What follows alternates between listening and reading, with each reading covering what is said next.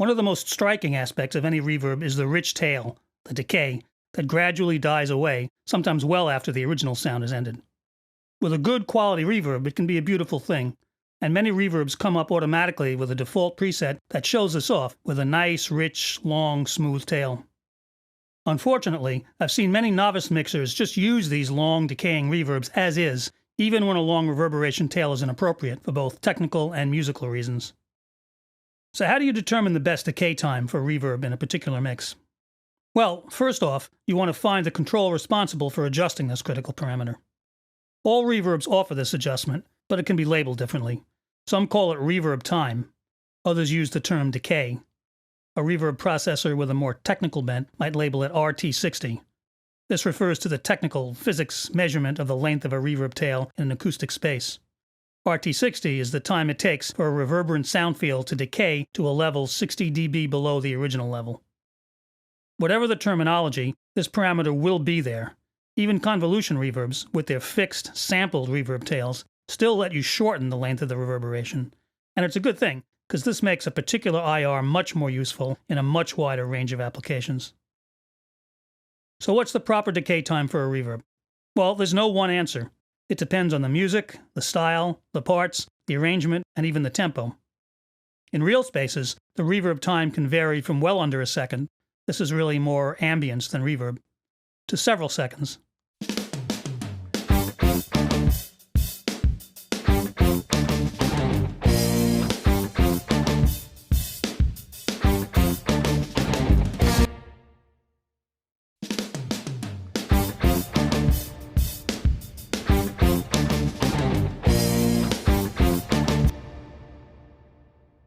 Smaller spaces, naturally, will have shorter reverb times, and spaces with a lot of damping, absorbent material in the room, will also have shorter decays. Larger reflective spaces can have reverb tails that seem to go on forever, many seconds. Waiting to take away your break, my last dream. This can be great if you're using a reverb to simulate that kind of environment, like a subway tunnel or an airplane hangar. But outside of post-production, most of us will be using reverb to enhance music mixes. So what's a good reverb time for that usage?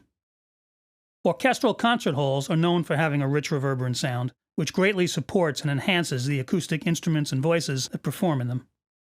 How long would you guess the reverb tail is in a typical, well-regarded concert hall, like, say, Carnegie Hall? When I used to ask this of recording students, they'd often guess 3 or 4 seconds, probably based on the typical length of the many reverb presets labeled concert hall that feature decay times like that. In reality, though it does vary with frequency, on average, Carnegie Hall's reverb time is closer to only around 1.8 seconds. Many of the finest concert halls have RT60 times of no more than around 2 seconds at most. And remember, with a full house to absorb sound, reverb times will always be shorter. So why do many reverb plugins lead off with a default patch with around a 3 or 4 second tail? Well, just to show off the quality of their reverb algorithms, or IR samples. They fully expect the user to dial it down for a typical modern pop or rock mix, or even for an orchestral piece. There are only a few musical styles where those really long reverb times might be appropriate.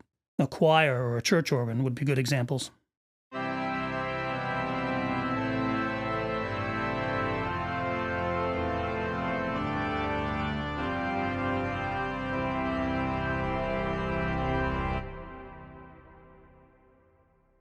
But what would be a more appropriate setting for a more typical rock, pop, or R&B tune? Well, most modern musical styles have a prominent drum part, and that'll often be a major factor, especially if the drum or percussion parts feature rapid rhythmic figures like busy hi-hats and such. The nuances of these kinds of parts can get really lost with excessive reverb times.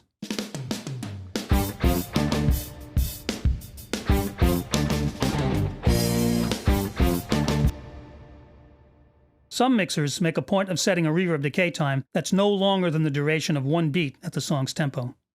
This is to make sure that the reverb tail of a note, say kick or snare, doesn't hang over the next beat, muddying up the parts. If you don't feel the need to be that specific, I'd say a reverb time of somewhere between 1 second and a half a second will usually be a good choice for music with a strong percussive component.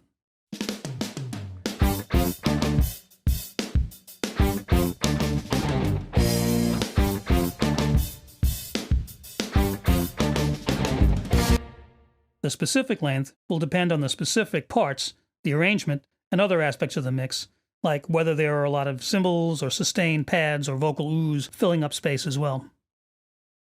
Some musical styles call for more or less reverb, so the length of the reverb time will also be a function of style and genre. The same big wash and dramatic reverb tail on each snare backbeat of a power ballad would sound ridiculous on a hip-hop drum beat, a style that traditionally has leaned toward almost bone-dry mixes.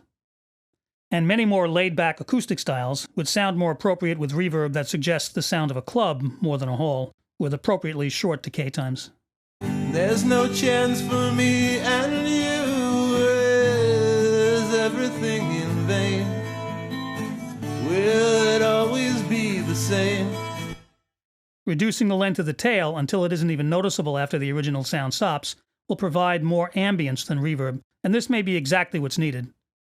A mix with a more ambient reverb character, with little or no audible tail, may not even sound at first like it has any reverb on it, but quickly muting and unmuting the reverb return will clearly point up the more subtle contribution of the ambience. Will it always be the same? There's no chance for me and you. Is everything in vain? Will it always be the same? There's no chance for me and you. Is everything in vain? Will it always be the same? So, while the temptation may be there for reverb newbies to just go ahead and use that default hall with its rich reverb and long dramatic tail, better results will probably be had by starting with something more generally useful. Like I said, a reverb time between around 500 milliseconds, half a second, and a second at most, and then letting the style, the song, the arrangement, and the mix determine where to go from there.